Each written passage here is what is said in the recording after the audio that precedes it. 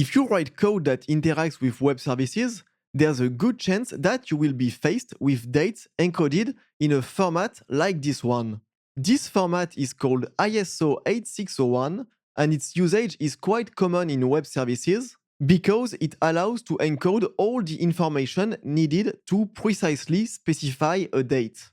And indeed, if you look closer, you can see that the string contains the day, month, year, hour, minute, second, and even the time zone.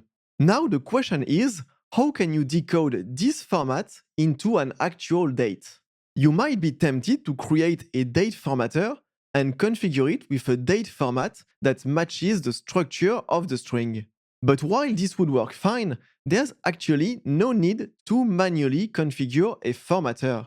Because the ISO 8601 format is very popular, Apple introduced back in iOS 10 a built-in formatter specifically made to handle this format. So you can just create an instance of ISO 8601 date formatter and it will be able to decode the date out of the box.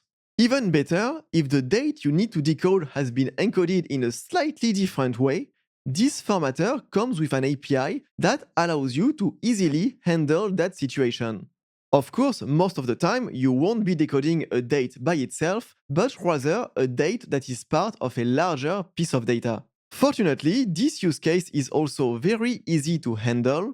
After you've created your JSON decoder, you only need to set its date decoding strategy property to the value ISO 8601 and the date will be properly decoded. That's all for this video. I hope that you've enjoyed learning about this very useful formatter. If you know other similar APIs that are worth sharing, please let me know in the comments.